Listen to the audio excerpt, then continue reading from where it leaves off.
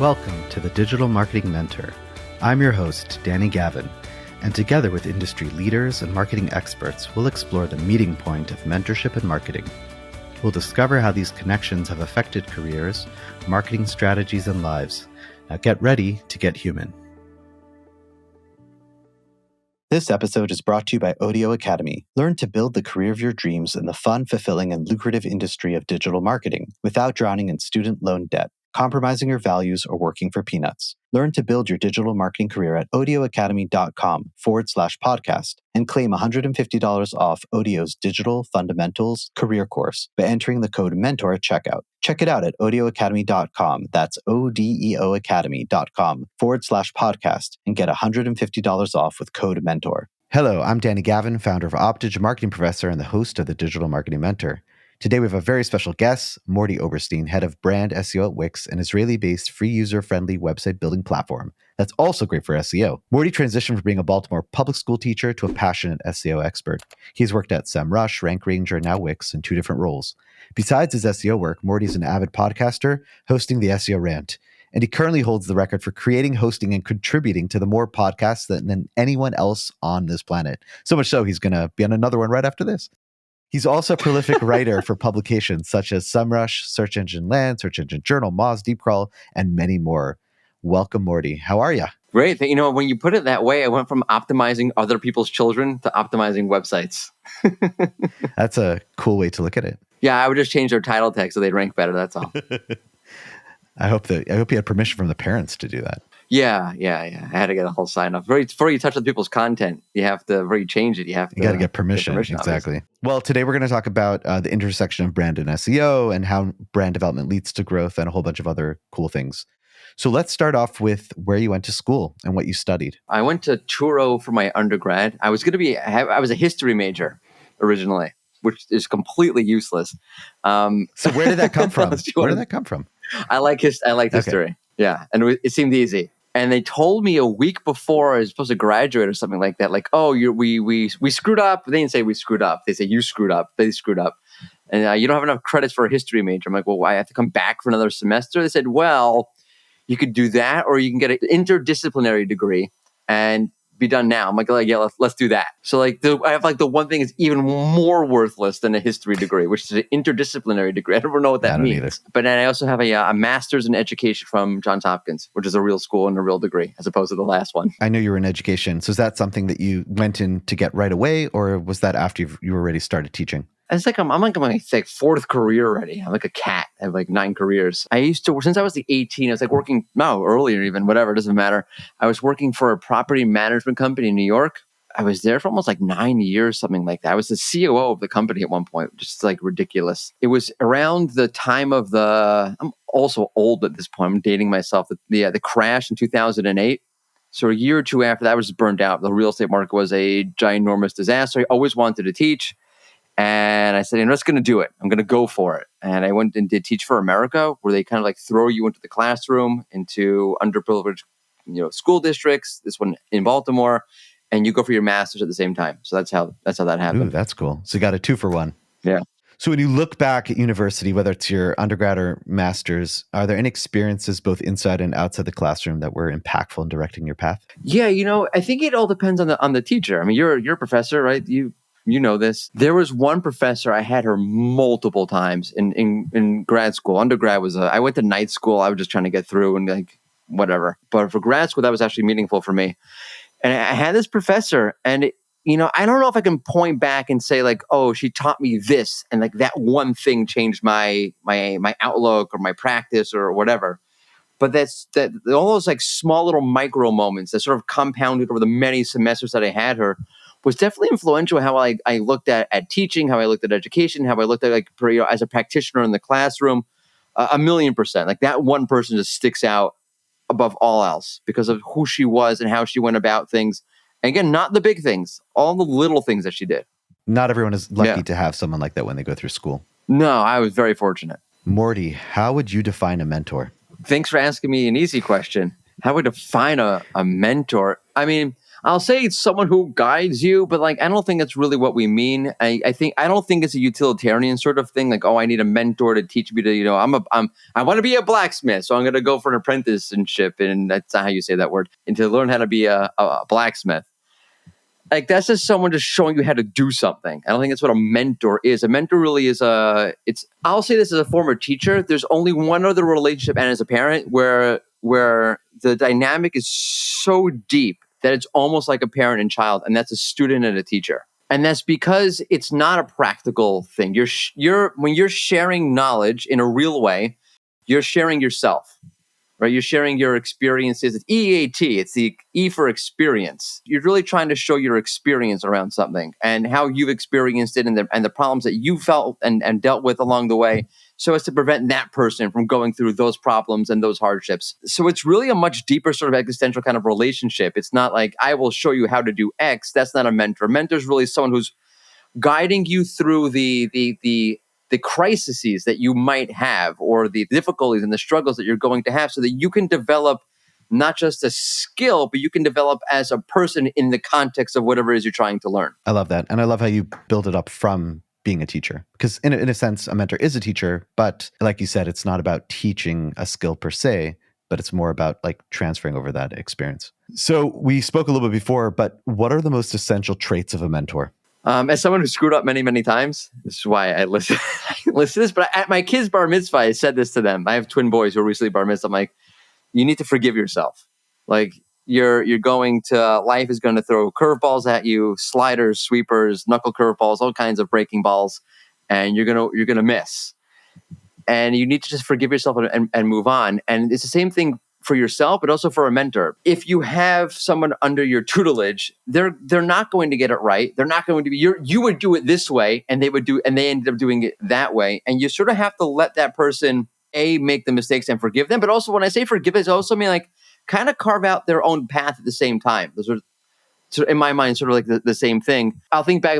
I was at a mentor. I was a fourth grade teacher, but those kids would mess up all the time. And, they're fourth graders, so you let it slide. They're 9 years old. Like, what are they supposed to do? But it's a mentality. You could hold them to be a stickler and hold them to the nth degree on everything. But to be a good mentor, you really have to have like that slack. Like when I say forgiveness, I mean giving them slack. Number 2 you mentioned was communication. Yeah. So obviously, if you're going to be a mentor, you can't communicate. You can't be an effective mentor. Like it's just like it's not. You might have the best of intentions.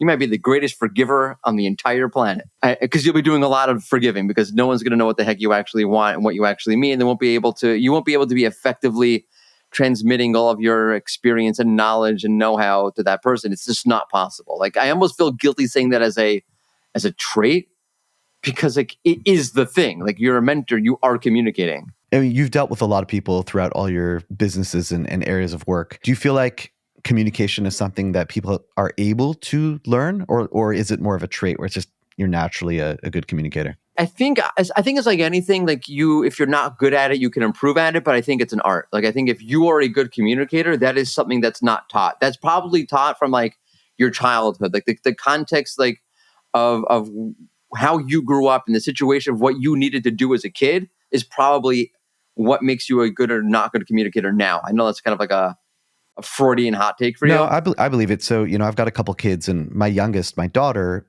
she's just so good at communicating. Like when she feels sad, she says why, right? And my other kids, you see them in a bad mood or whatever, and it's like, just let me know what's wrong. So I see it. I see it in the kids. So that makes sense. I mean, if you're not a good communicator, I'm not saying there's a hope for you. Like there's hope, but not so much hope. Just a little bit of hope.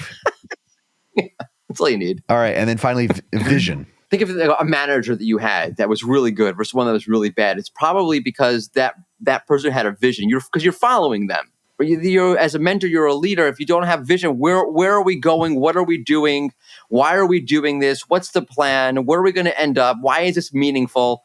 If you don't have that, and then you're asking somebody to follow you, impossible. It's just not possible. Vision is I think under-discussed, underrated, and underutilized. So Mordy, who has been some of your most influential mentors? Oh man, now you're like putting me on the hot seat. I'll drop a quick hint. There's someone out there called Barry Schwartz. I was, I was gonna say it's like either Rabbi Joseph Soloveitchik or Barry Schwartz. So both had goatees, so it kind of works.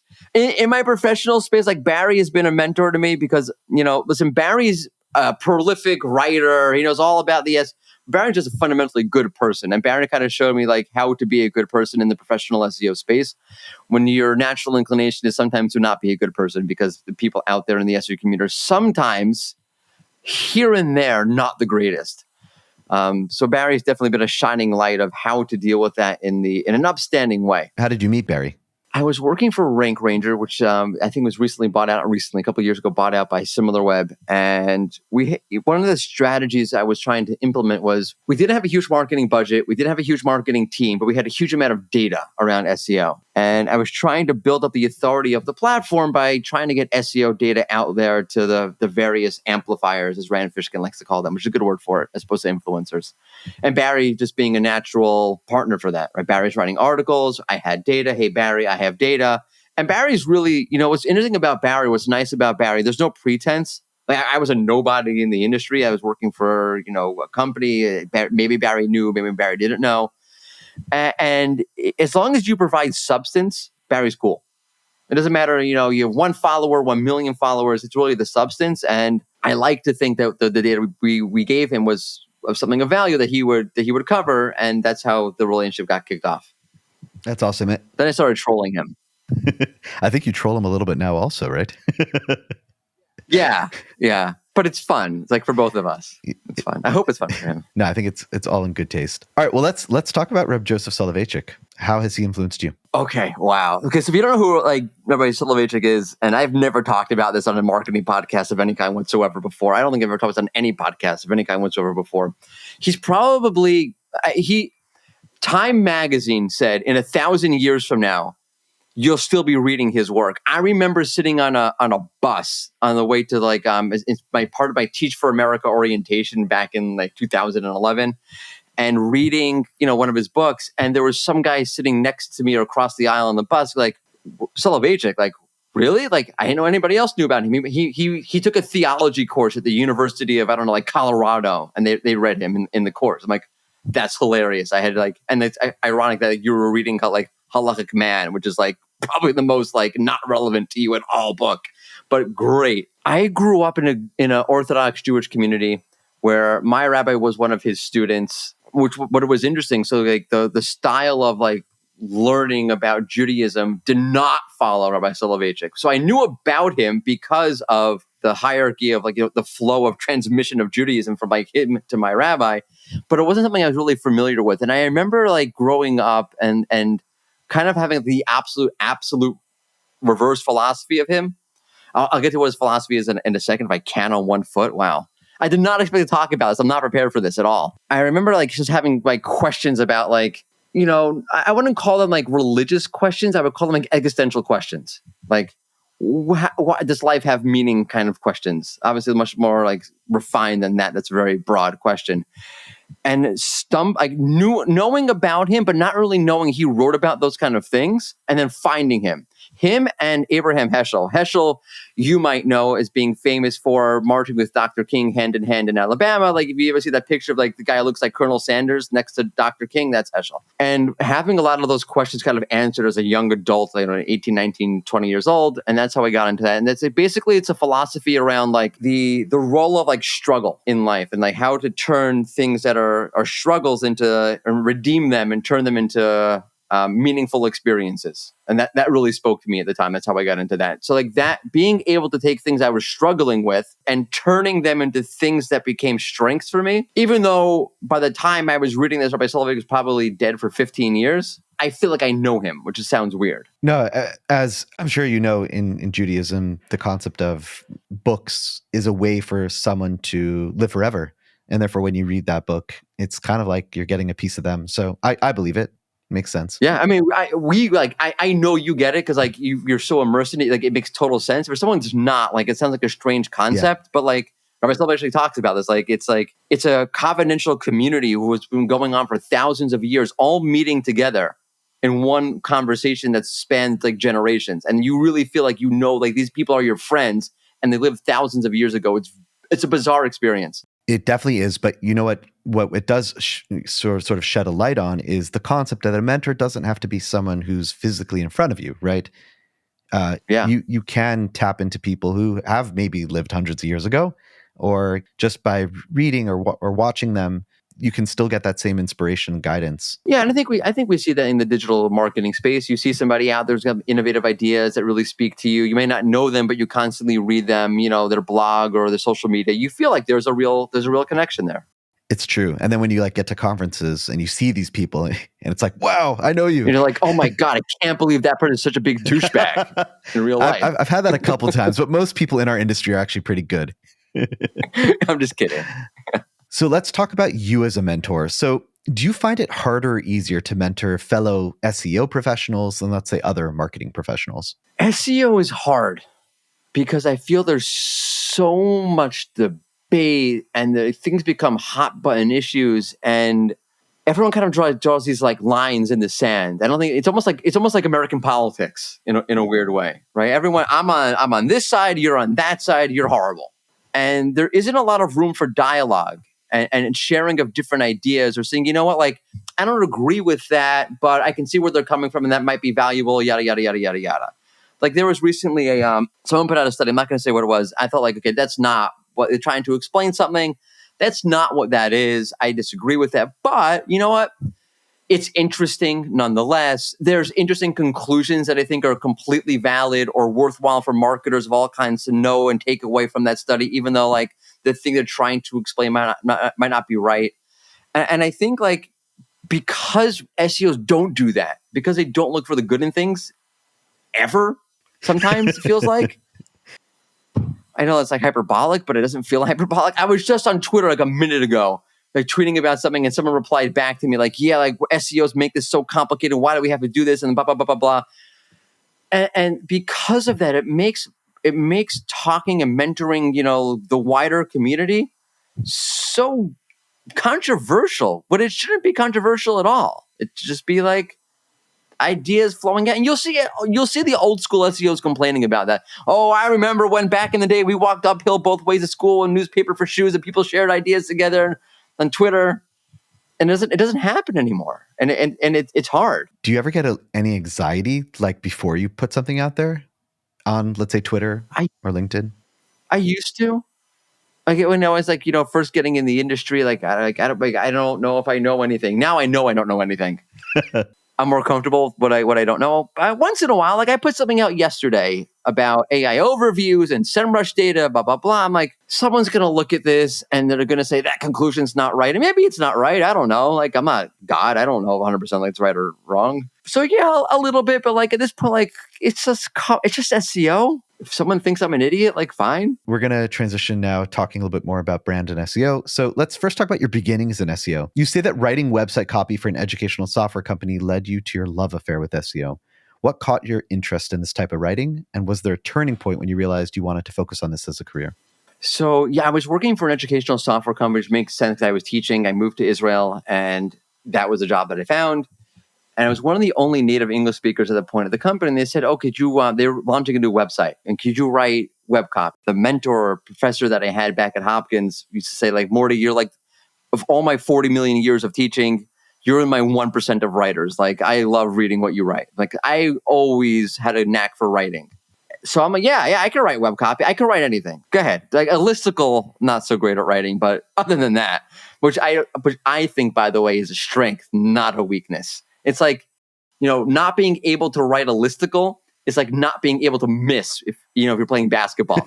Anyway, they said great, and they said like we wanted to bring in traffic and convert and rank. I'm like, what the hell you're talking about? And I remember finding Search Engine Land's periodic table of SEO, and I started to get into it. And I thought it was really interesting because I see this all the time, by the way, with other people who are not. I have a next door neighbor. We were working on a project together, nothing to do with any of the things we're talking about here.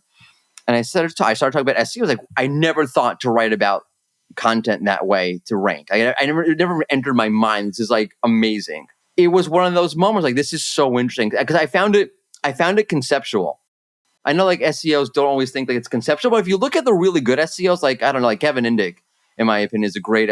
It's very conceptual. Lily Ray, it's very conceptual. Glenn Gabe, it's very conceptual. And I kind of grabbed onto that. I thought that was really interesting. Algorithms. And I looked at like the algorithm as not like, I think I still do look at it this way. It's not like there's, X element, Y element, and whatever, and you're trying to hit each one of those elements.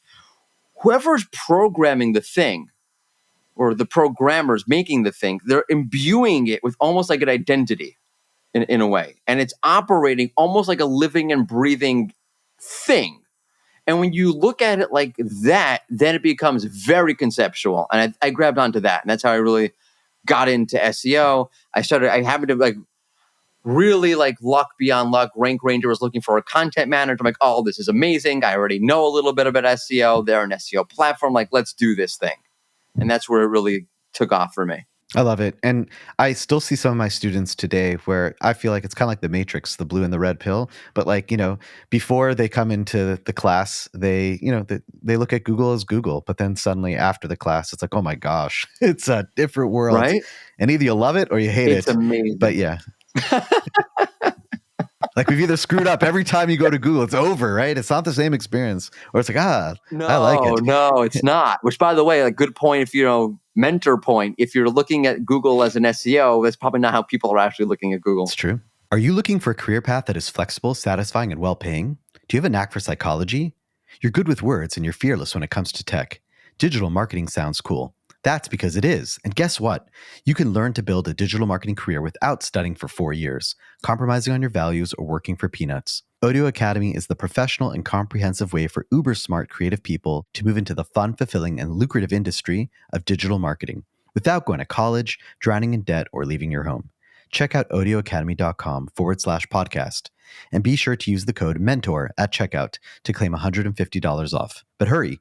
Odeo's Digital Fundamentals career courses start November 10th at odeoacademy.com. That's ODEO academy.com/podcast and enter the code MENTOR at checkout to receive $150 off. So let's jump into Wix a little bit. So for a long time, Wix was like no name. Everyone was saying WordPress is the place to go for SEO because it's a way better platform. And then Wix made a conscious effort to really become literally like the number one SEO friendly web platform with so many tools and things.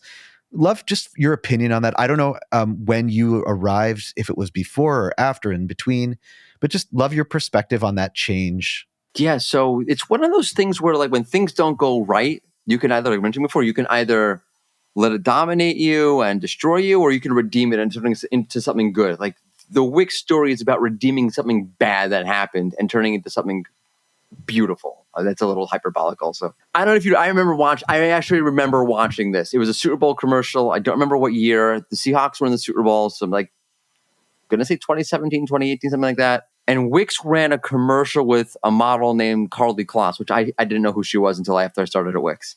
Use Wix, blah, blah, blah, blah, blah. We make SEO super simple. I forgot the exact way they phrased it. I remember SEOs going on Twitter the next day oh, I guess you don't need us. Just use Wix. And I there's somehow, there's a tweet. I don't know where it is. I've looked for it. I can't find it. I'm out there bashing Wix just like everybody else. Yeah, what about the jerks? They don't care about SEOs because SEOs were so dramatic or so over dramatic about everything. Now, in reality, what was it? You have a $10 million Super Bowl ad that you're running, which, by the way, there is some serious NFL memorabilia in the Wix office. And Wix is an Israeli company. What do they know from football? There's literally a football with Franco Harris, Brett Favre, Roger Staubach, signed football just sitting there on someone's desk. I'm like, this thing's worth thousands of dollars. It's amazing. Anyway, you have a gazillion dollar 30-second spot, and you want to touch on SEO because to a website owner, SEO is a huge deal. It's probably, I'll go on a limb and say, at Wix, and the user point of view, maybe outside of web design, it's the most popular topic in the company. Yeah. And you're trying to hit on, you have 3 seconds to do it because you got to hit design, you got to hit this, you got to hit that, and you're trying to talk to your average site owner, and that's what you come up with because that's what the marketing person who wrote came up with. I don't know anything about SEO, right? It's SEO is oh, Wix wasn't thinking about you. Like, which is like this kind of thing. How do we fit SEO into a $20 million 10-second spot? Now, what Wix did was, Wix is a marketing machine. They like, well, let's market our way out of this, which sometimes is a good idea, sometimes not a good idea. And then they did a competition. SEOs who've been around for a while remember this. I remember this. It was who could rank a Wix website fastest. It was Lucas Zelezny versus Marie Haynes, and Marie Haynes won. And John Mueller tweeted out, well, we don't rank websites for competitions. We rank websites to help people. And again, a comedy of error, because again, a marketing team is just gonna like, what are we gonna do? Okay, well, find a creative solution. It's fine, whatever, to get out of this problem. Like, no one's like nefariously trying to crap all over SEOs here. By the way, I was once in the Wix office. I was doing a podcast about this whole thing, and I said, like, I went through the whole thing. I said, like, personally, like, that would never have been my favorite campaign. And someone comes on and goes, I heard you on a podcast say this about this campaign. I'm like, oh yeah, that was me. He's like, I made that campaign. I'm like, this is awkward.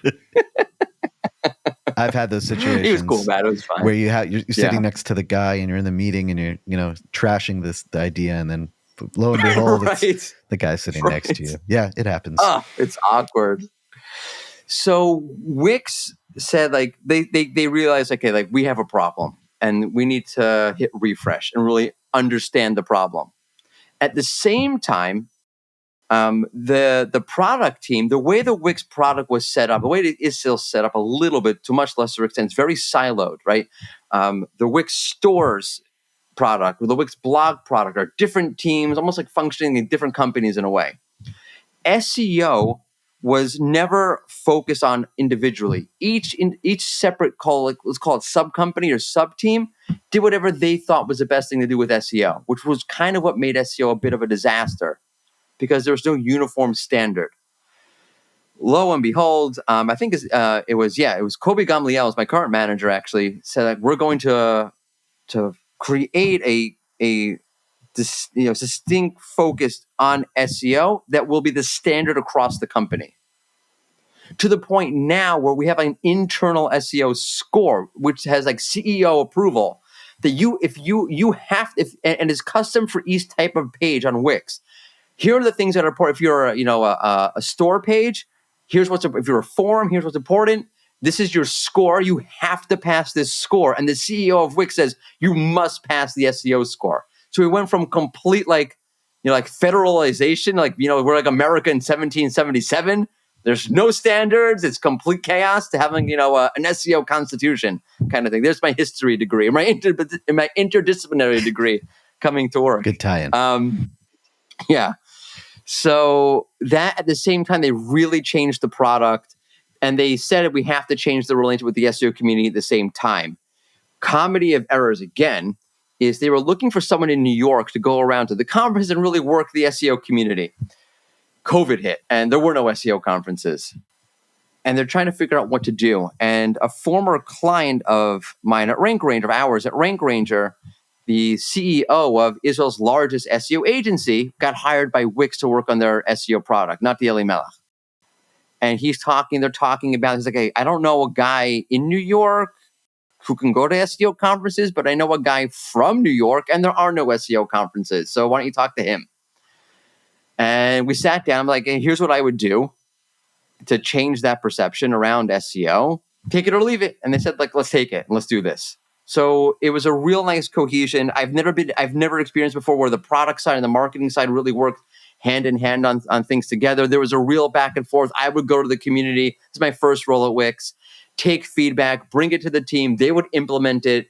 There would be dialogue back and forth with the community. And I think it really showed the SEO where like Wix was actually legitimately serious about fixing what was wrong and not hiding behind the fact, no, there was never any problem, nothing to see here. No, there was a problem, so let's fix it, kind of thing. And that was the beginning of just changing the whole narrative around Wix and SEO. So in a sense, you were kind of Wix's Danny Sullivan. I don't know if you like that comparison, but I stole his title. They said that we want you to be a brand advocate. Yeah. This is where like brand marketing comes in. I'm like, an advocate feels too salesy for what you need. Like I understand what you're trying to say, but usually an advocate is like someone like, that is paying them to peddle the product. I don't want to be an advocate. I'll be like the SEO community liaison. I forgot my exact title. I should know that, right? But I stole the liaison from Danny Sullivan. I literally stole it from him. And then obviously, Sorry, Danny.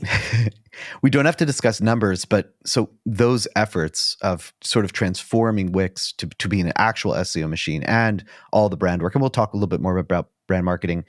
Has that had a significant effect on the bottom line? I think enormous, and it's almost impossible to measure because like what we notice is that there's a trickle down effect. So and so Barry Schwartz, who would never do this, goes on Twitter and says Wix is terrible for SEO. It trickles down. It trickles down to the point where I'll call what was the average Wix user back then. The average Wix user now is something very, very different. We'll look at the product and be like, I hear all these things like Wix is not good for SEO, or someone writing imagine you could see it happening, right? Because someone who's not exactly in the SEO space, but is writing an article, let's say, about like, is Wix good? And one of the criteria is SEO, is going to go look at, what people are saying in the SEO space around Wix for SEO. And they see not great thing. Then that goes into the article and that goes out to a wider audience. So it's been almost like transformational because we've seen the trickle down. Now those articles that were like the bridge between, some SME, real estate company who wants to go on Wix and is reading an article about whether or not Wix is good or not, the articles they're reading shifted from saying Wix is bad in this regard to Wix is good in this regard. So it's almost impossible to imagine the revenue impact because you're talking about I've never been involved in like it's so wide ranging and so far reaching. And it just shows you the power of community. And it all starts with this like little SEO community and what they say kind of thing. And it is so powerful because, most companies don't get that chance to like reinvent themselves, right? It's hard. No, super hard. So it's very painful. It's pretty cool how Wix was and is able to do it. Mentioning brand, let's talk about brand marketing and SEO. Why do you feel that SEO needs to adopt or embrace the former? And I guess we should start off with the definition. Brand marketing is one of these like ethereal terms. It means like so many different things. And if you're a designer, what brand means to you is basically visual design and tone and logo and blah, blah, blah. And to me, like, that's not brand. Like, but I'm not saying it's not. Like, it just me being like, like an asshat. Like, that's not brand. Brand to me has to do with it's the intersection. It's associative connection between your identity and your audience's identity. Who you are, who your audience is, what you provide in terms of who you are and what they need. And the intersection of that, where you overlap is brand. It's what you exude out and what's received in by the audience is brand. And that's very conceptual. It's very existential is why I like brand. And it's very, very powerful.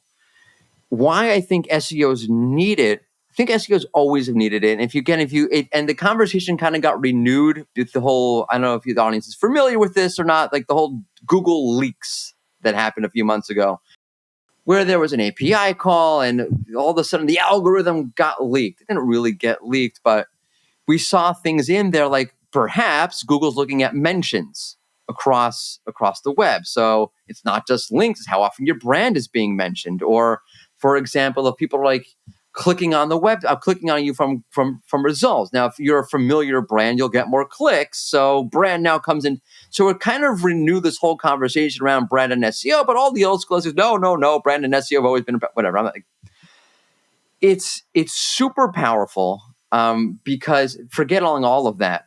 The web itself is fundamentally changing, in my opinion. You can disagree with me. I'm not offended. Again, half the things I say are completely not true. But I think this is true. The web is changing, and people are looking for something that's much more connective. And I think you see this with people going to TikTok to get information, or you see this with Google didn't pull E4 experience out of its rear end. It saw a trend because Google's got a massive amount of data where people are looking for that kind of content. So Google's like, that's where we're going to go with this thing. There's a shift to people wanting authentic experiences from their web content. I think the web content has become more conversational. I think brands who, from a brand marketing point of view, if you're a big brand out there, if you can be more conversational, that would do you well.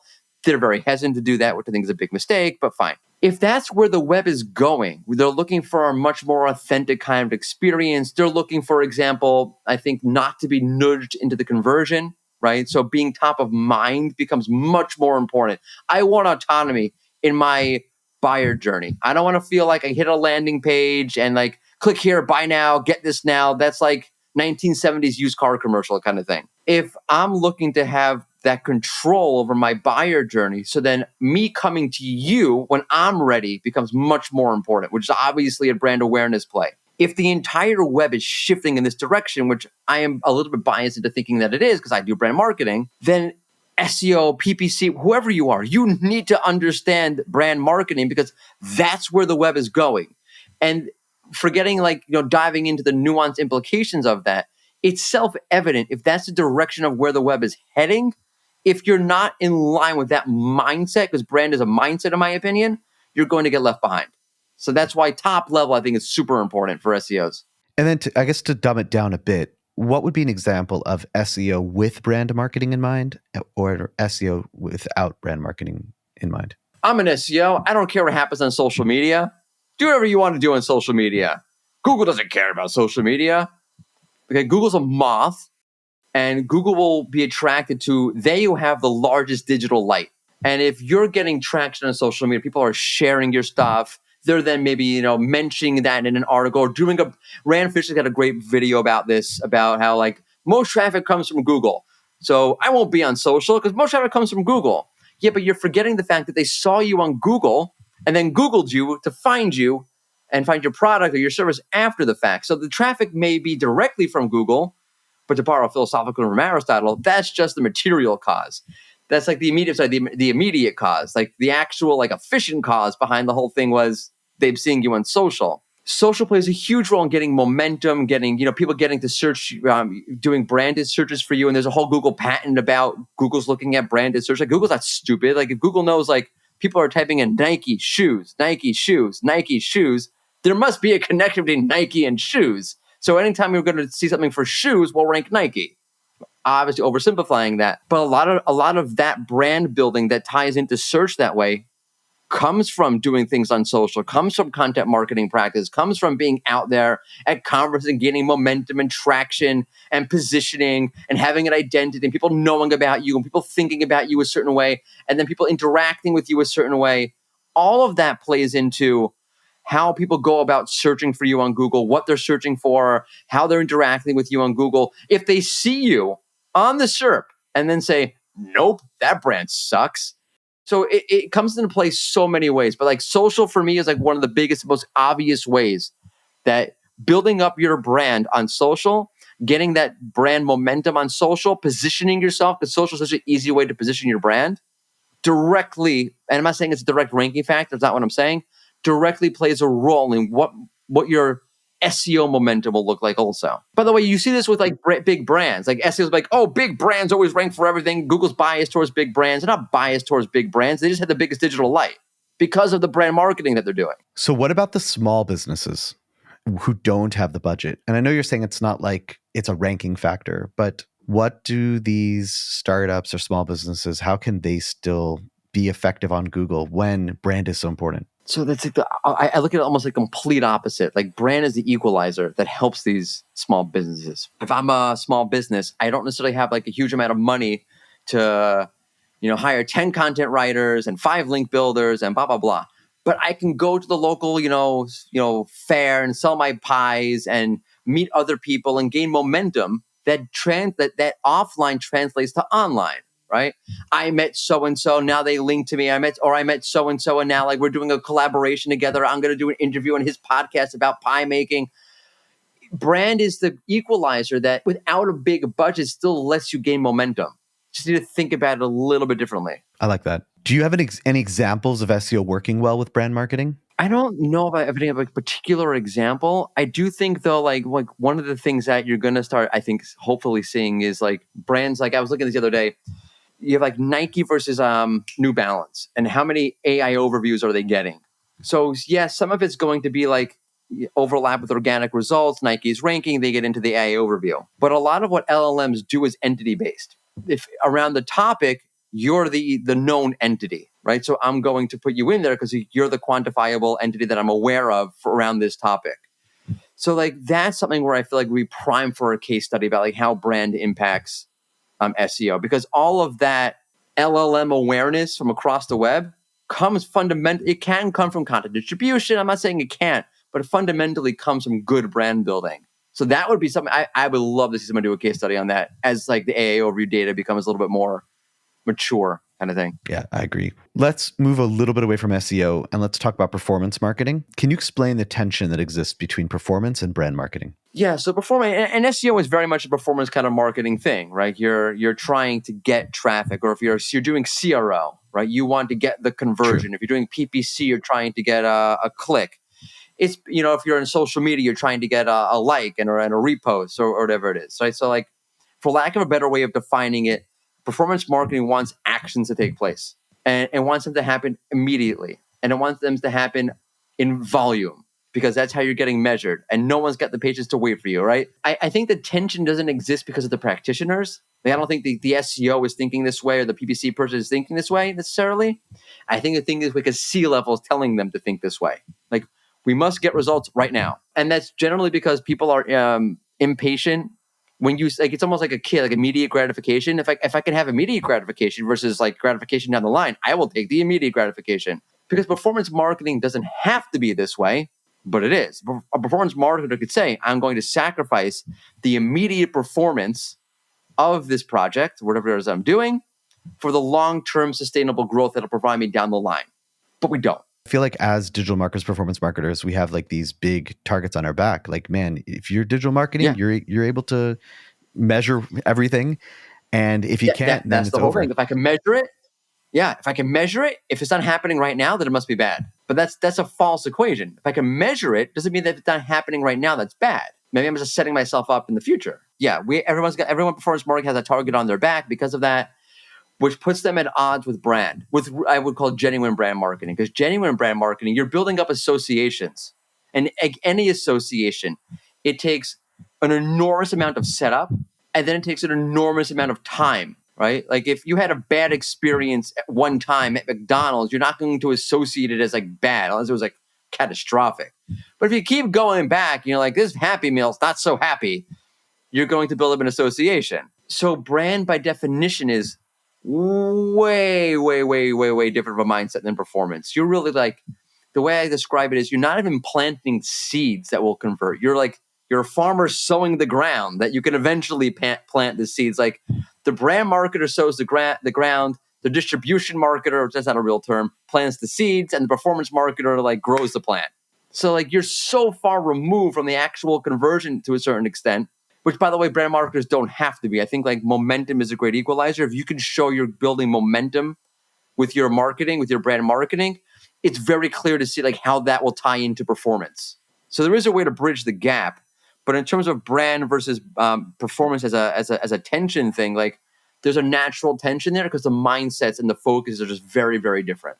Do you think it's the job of agencies, or it could even be internal teams, that when they get the marching orders, hey, it's all about performance, performance, performance, to try to find a way to start educating up high better and finding a way to include, especially now in 2024, when potentially cookies are going away and tracking is harder? What's your opinion on that? I'd say it's an education issue plus a results issue. The stakeholders, whether it be the client or the decision maker, whether it be an internal team, they don't really want to hear it. So you can educate as much as you want, but if the other side doesn't want to hear it, you're just talking to a wall. And sometimes it takes a little bit of education and a little bit of like the ceiling of the sky falling in to make a decision happen. Like, wait a second, like we're not converting the way we used to.